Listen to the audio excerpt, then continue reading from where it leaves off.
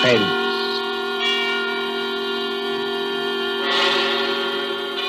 Tonight, Columbia brings you as guest star Hollywood's genial character actor, Stuart Irwin.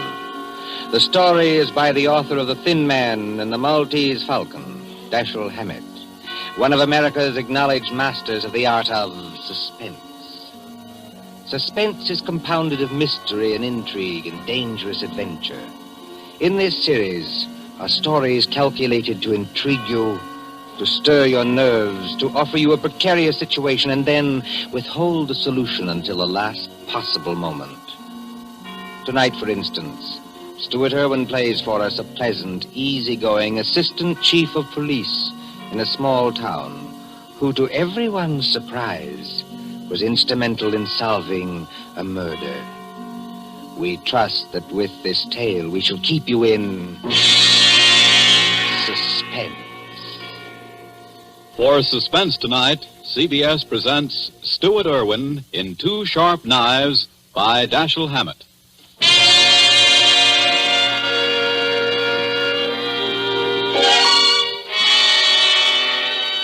Shortly after 2 a.m., a poker game had just broken up at Ben Camsley's, the doctor coroner of Deerwood City. Scott Anderson, Deerwood's chief of police, and Wally Shane, his assistant, were standing outside. Where are we heading for, Scott? Let's walk across the street, Wally. Railroad station. Gee, aren't you afraid of the excitement, Chief? Don't you think that watching the 211 come in is apt to be too much for your blood pressure? Well, if it is, Wally, you can always carry on. You've been a pretty good imitation of an assistant to me for some time now. Yeah? Yeah. If anything happens to me, you'd be the chief. Don't worry. It won't be any harder for you to fool the public as chief. Hi, Elmer. Howdy, Scott. Hi, hello, Wally. Kind of late for you boys to be around, ain't it? No, I don't know. We sort of figured we'd put the town to bed tonight. How's the 211? On time? Right on the nose. She ought to be blowing for the bend in just about 3 seconds now. Yep. What'd I tell you? It's her now. You expecting anyone on her, Scott? No, Elmer, I'm not expecting anyone. Wally and I just thought we'd come over and watch you come in, that's all. You know, Elmer, you never can tell who might get off, though. Dick Turpin, Henry Morgan, Jesse James, Jack the Ripper, or 6 officers of Murder Incorporated, or even your Aunt Gussie. I guess you're right, Wally. Well, here she be. Pardon me, gents, but I gotta be rolling the wagon out to the baggage car. Hi, Elmer. How's it going? Well, can't complain, Cap. Well, maybe you can't, Elmer, but I sure can if you hold us up with that freight there. You got much more? Nope, this is the last piece now. There you are, Cap. All done. Okay. See you tomorrow, Elmer.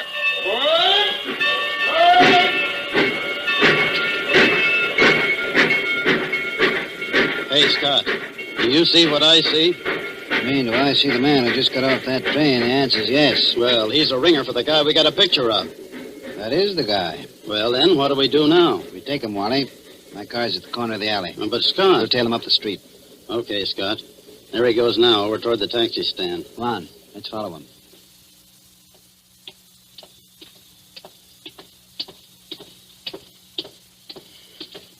Hello, Furman. Huh? All right. I don't believe You're Mr. Furman, aren't you? Yes, I am. Philadelphia? Yes. I'm Scott Anderson, Chief of Police. What? Chief of... What's happened to her? Happened to who? Oh, no, you don't. No? Let me go. Oh, no, You think you can pull that sort of stuff with me? You're Scott, very let me much get a mistaken. crack at that mug. Oh, no. Wait a minute. No? Wait a minute, Hold it, gentlemen. Wally. Well, Furman? Well, I'm sorry. For a moment there, I thought you weren't really a policeman. Thanks. Nice to know I look almost human. Yes, it was silly of me. I'm sorry. Well, let's get going now before anything else happens. Okay, Furman, get in the car. I'll drive, Scott. In you go.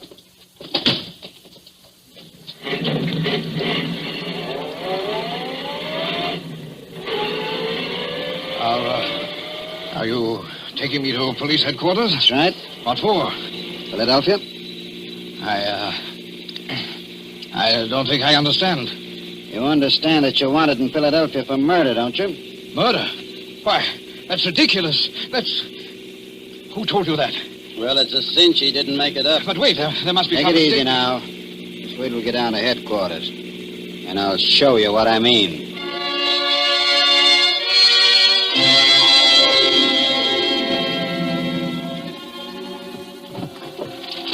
Now then, here's the circular on Lester Furman. It was sent out by the Trans-America Detective Agency in Philadelphia.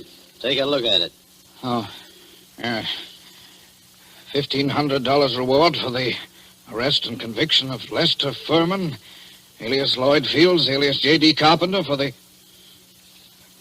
murder of Paul Frank Dunlap in Philadelphia on December 8th, 1942. Well? It's a lie. You're Furman, aren't you? Oh, yes, but... That's your picture on the circular, isn't it? Oh, yes, but I... Well, Scott, I see you and Wally got Furman, huh? Oh, hello, George. You lucky stiffs.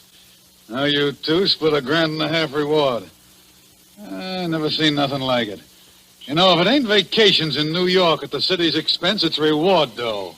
George, someday, if you don't remember you're the jailer around here, not the D.A., you're going to be wearing your teeth on the outside of your lips, and I'll be the guys who arrange them that way. Savvy?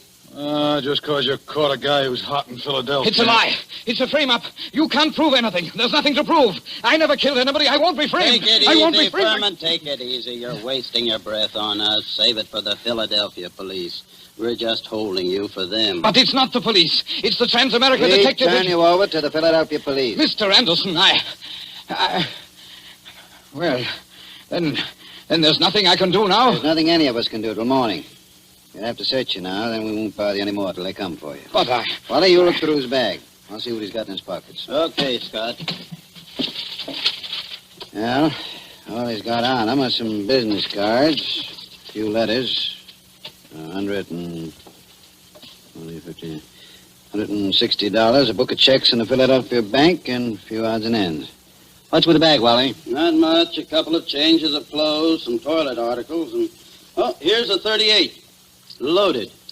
Pretty little thing, isn't it? Okay, put those things in what I got in the vault. All right, George. You can take Furman now and lock him up. This is the most ridiculous Come thing along, darling, come on. We ain't had nobody in our little hooscow for 3 days running. Hey, yeah? You'll have it all to yourself. Just like a sweet at the Ritz. But Go on, in you go. I tell you, you're making a mistake. I demand to be allowed to get in touch with my lawyer. Hey, how about you boys cutting me in on a little of that blood money, huh? No, sure, George, sure. I'll forget all about that 2.5 you've been owing me for 3 months. Make Furman as comfortable as you can, George. Take good care of him. He's valuable, huh? Yeah, now, if it was some bum that didn't mean a nickel to you... George, any day now, I'm going to forget that your uncle is county chairman and throw you back in the gutter just to see how high you'll bounce. Remember that. Oh, Scott, I didn't mean nothing. That's all, George. Never mind the rest. I'm going home now. If anything's urgent, I can reach there. But get this. I don't want to be disturbed. Unless it is urgent.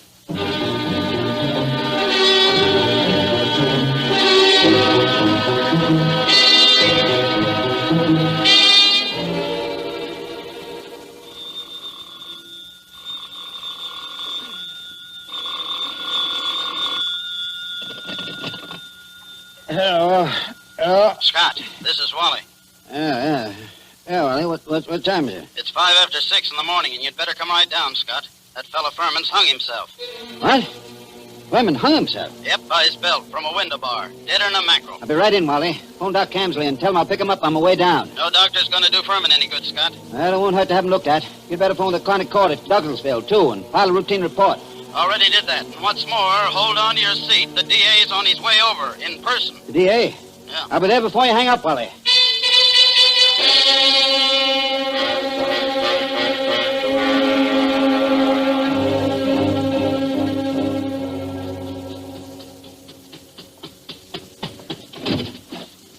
Come on in, Chief. Ted Carroll, the DA's here, and he's plenty hot under the collar.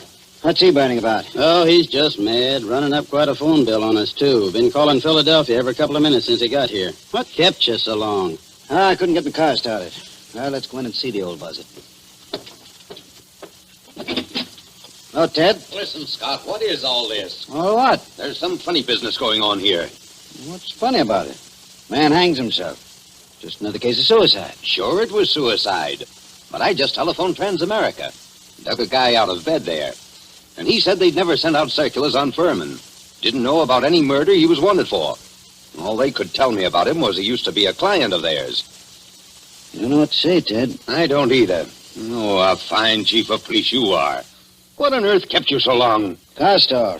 Came as quick as I could. Ain't you so crabby, Ted? Nothing. I guess it's just the district attorney and... Now, come, gentlemen. Nobody'd know you two are staunch admirers of each other. Okay, Wally. Tell me, what do you make of it? Well, there's plenty wrong, Scott. First, that Transamerica thing. They never sent out circulars about Furman. And now, get this. I talked to the Philly police just before you came in. There wasn't even any Paul Frank Dunlap murdered. There wasn't? No. What did you get out of Furman before you let him hang himself? But he was innocent. Didn't you grill him? Didn't you find out what he was doing in town? Wally, didn't you? What for? He admitted he was Furman. The description fitted him. The photograph was him. The Transamerica Detective Agency's supposed to be on the level, ain't it? Philadelphia wanted Furman. We didn't. But Why, sure, Ted. If I'd have known he was going to hang himself. Yeah, but then if your aunt wore pants, she'd be your uncle. You said Furman had been a client of Transamerica. They tell you what the job they did for him was? His wife left him a couple of years ago, and he had them hunting for her for 5 or 6 months. But they never found her. They're sending a man up here tonight to look things over. Yeah, huh? Yes. Mm-hmm. Well, I'm going out and grab a quick bite. But I might as well tell you, Scott, there's going to be trouble over this. I know that, Ted. There usually is when somebody dies in a jail cell.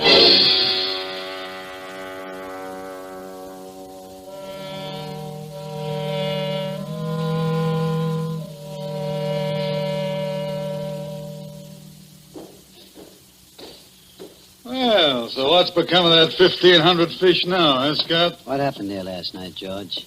Nothing. Furman hung himself. Did you find him? Uh-huh. Wally took a look in here to see how things was before he went off duty, and he found him. You were asleep, I suppose. Well, I was catching a nap, I guess, but everybody does that sometimes, Scott. Even Wally sometimes when he comes in off his beat between rounds. Yeah, but I always wake up when the phone rings or anything. Oh, sure. Well, suppose I had been awake. You can't hear a guy hanging himself, can you? Did Doc Campley say how long Furman had been dead? He done it about 5 o'clock, he said he guessed. Oh, you want to look at the remains, Scott? They're over at Fritz's undertaking parlor. Not now. Hey, and speaking of firemen, what are you going to tell the guys from Transamerica when they show up here tonight?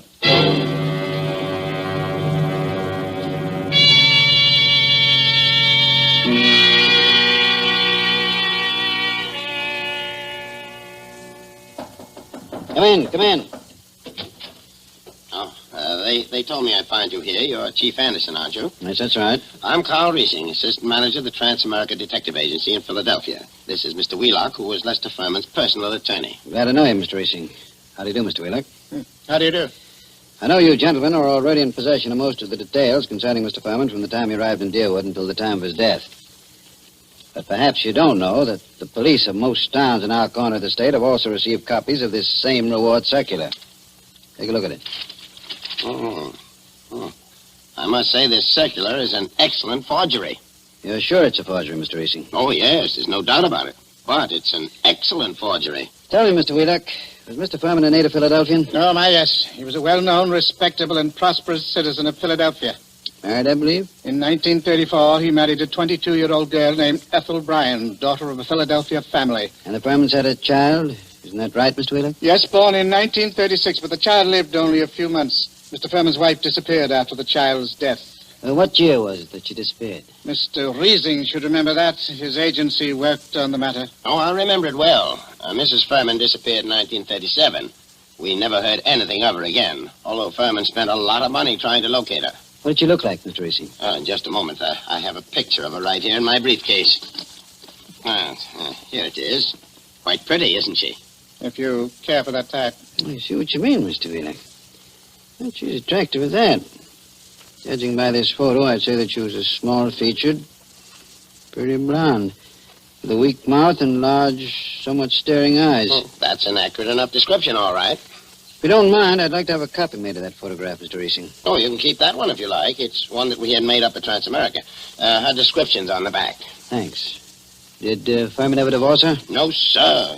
He was a lot in love with her, and he seemed to think that the child's dying made her a little screwy so that she didn't know what she was doing. That's right, isn't it, Mr. Wheelock? That is my belief, Mr. Reesing. You said Furman had money, Mr. Wheelock. About how much did he have? And who gets it? I should say his estate will amount to perhaps $500,000 left in its entirety to his wife. Mm-hmm. It's quite a handy sum for anyone to have, I'd say. Mr. Wheelock, everything shows that somebody framed Furman into the Darewood jail. And that frame-up drove him to suicide. But there has to be something else. A lot else. Well, then, what are you going to do? I'm going across the street to the undertaking parlor and have a look at Furman. I'll see you later.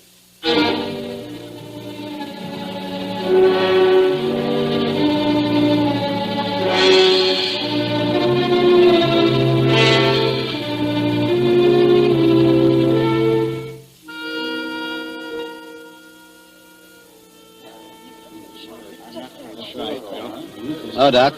Hi, Scott. I figured you'd come over here to the undertaker's pretty soon. What's in your mind, Doc?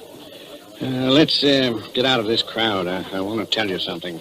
I just got rid of 2 guys in my office. Let's go back there. Suits me. 2 of those bruises showed, Scott. What bruises? Furman. Up under the hair, there were 2 bruises. Why didn't you tell me? I'm telling you now, Scott. You weren't here when I made my examination. This is the first time I've seen you since then. Why didn't you spill the stuff about Furman's bruises when you were testifying at the inquest, Ben? I'm a friend of yours. Do I want to put you in a spot where people can say you drove this champ to suicide by third-degreeing him too rough? You're nuts. How bad was Furman's head? Well, Scott, that didn't kill him, if that's what you mean. There's nothing the matter with his skull. Just a couple of bruises nobody'd notice, unless they parted the hair. I thought you ought to know, though. Well, thanks, Ben. Yes, who is it? This is Fritz, the undertaker. Listen, Scott, there's a couple of ladies over here that want to take a look at Furman. Is it all right? Who are they? I don't know him. Strangers. What do they want to see him for? I don't know. Wait a minute. Could I please see him? Why do you want to see him? Well, I'm his wife. Furman's wife? Yes. Oh, certainly. I'll be right over. So long, Ben. I've got to go back to the undertaker's. So long, Scott.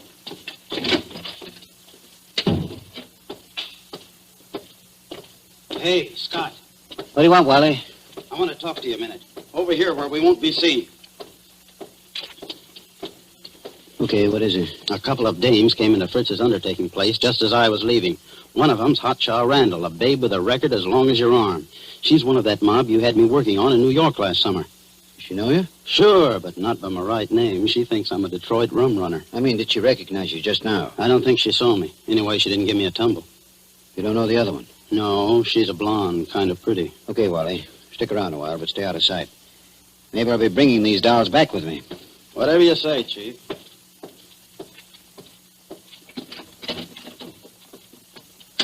Oh, there you are, Scott. I wondered when you were coming. This is Mrs. Furman, and this is Mrs. Crowder. How do you do? Hiya, Chief. They just saw the body. Mrs. Crowder, I thought your name was Randall. What do you care, Chief? I'm not hurting your town any. Don't call me Chief.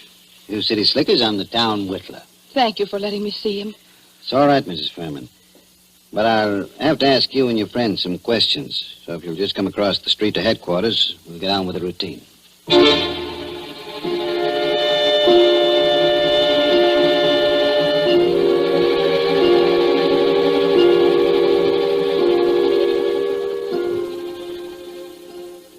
Before I ask any questions, I want to tell you something. Mrs. Furman, your husband didn't commit suicide. He was murdered. Murdered? Ah, Chief, we got alibis. We were in New York, and we can prove it. And you're likely to get a chance to. What brought you down here, anyway? Murdered? Well, who's got a better right to come down here? She was still his wife, wasn't she? She's got a right to look out for her own interests, hasn't she? Mm-hmm. It reminds me of something. Excuse me a second. I've got to make a phone call in the next room.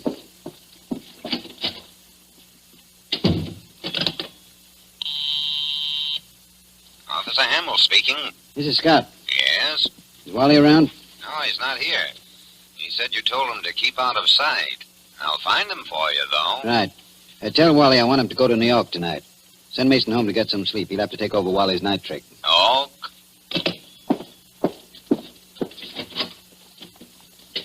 Mr. Anderson, do you think I had anything to do with his death?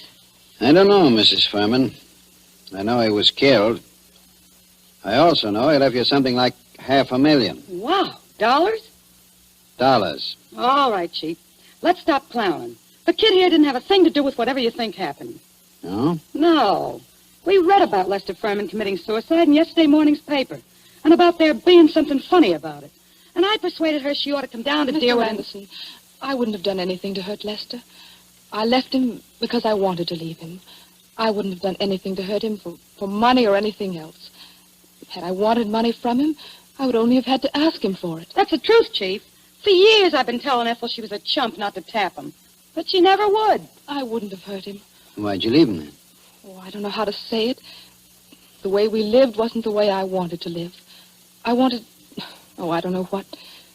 Anyway, after the baby died, I couldn't stand it anymore. Excuse me. Hello?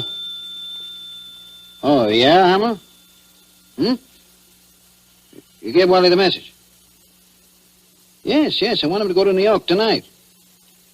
Okay, where is he? Home? He is home, huh? Okay, thanks. Mrs. Furman, this circular that got your husband in the jail. Did you ever see that picture before? No. Why, that can't be. It's a snapshot I have. It's an enlargement of it. Who else has one? Nobody that I know of. I don't think anyone else could have one. You still got yours? Yes. I don't remember whether I've seen it recently. It's with some old papers and things. But I must have it. Well, Mrs. Furman, it's stuff like that's got to be checked up. Neither of us can dodge it. Now, there's two ways we can play it. Yes? Mrs. Furman, I can hold you here on suspicion until I've had time to investigate things. Or I can send one of my men with you to check up in New York. Yes? I'm willing to do that if you'll speed things up by helping him all you can. If you'll promise you won't try any tricks. I promise. I'm as anxious as All you right, are. all right. How'd you come down? We drove down. We got a great big car. That's my car, see? That big green job across the street. Yeah. And my man can ride back with you, but no funny business. Oh, don't worry, Chief. Come on. We're going to see Wally Shane, the man who's going to drive to New York with you.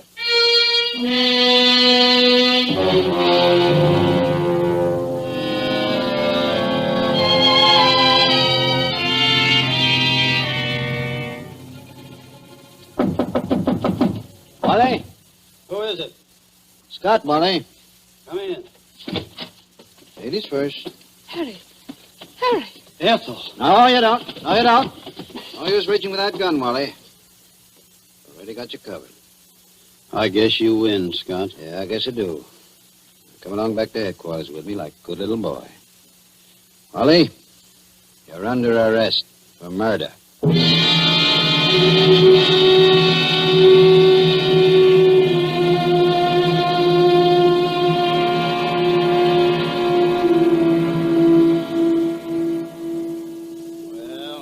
How I knew it was all up, Scott, the minute I saw those two dames going into Fritz's.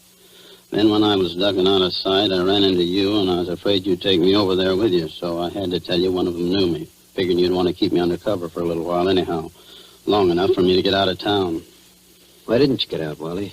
Well, I dropped in home to pick up a couple of things before I scram, and that phone call of Hamill's catches me, and I fall for it.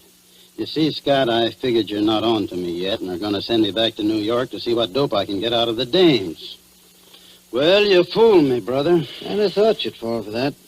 Then you didn't just stumble into all this accidentally, did you? No, I didn't, Wally. I figured Furman had to be murdered by a copper.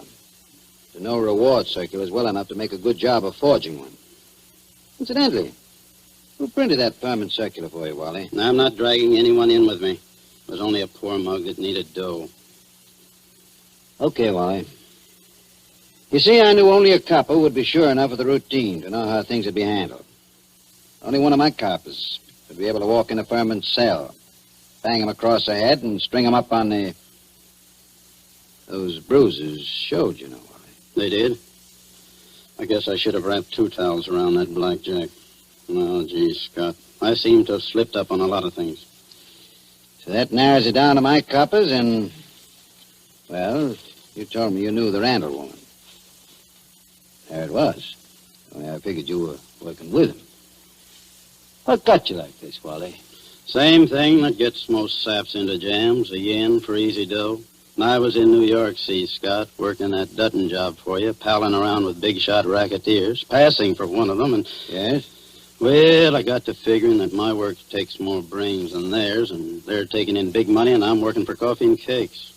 That kind of stuff gets you, Scott. Anyway, it got me. Mm-hmm. Then I ran into this Ethel Furman, and she goes for me like a house afire. I liked her, too, see, so that's dandy.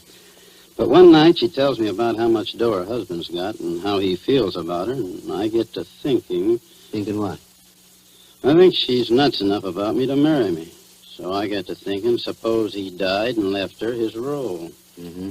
I see. So I run down to Philly a couple of afternoons and look Furman up, and everything looks fine. I took my time working out the details, meanwhile writing to her through a fellow in Detroit. Go on. Finish one. Well, I decided to do it. I sent those circulars out to a lot of places, not wanting to point too much to this one. And then when I was ready, I phoned Furman, telling him to come to Deerwood Hotel that night. And sometime before the next night, he'd hear from his wife, Ethel. I knew he'd fall for any trap that was baited with her. Only I guess I'm not as sharp as I thought I was, Scott. Maybe you are, Wally. Maybe you are. That doesn't always help. Old man Camsley, Ben's father, used to have a saying, to a sharp knife comes a tough steak.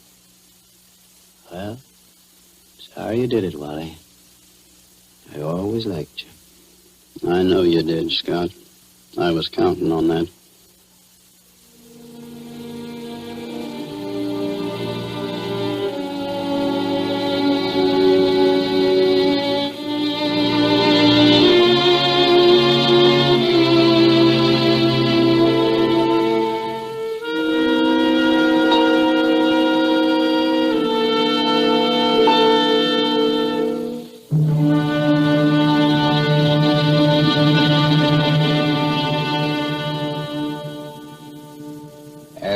So ends Dashiell Hammett's 2 Sharp Knives, starring Stuart Irwin.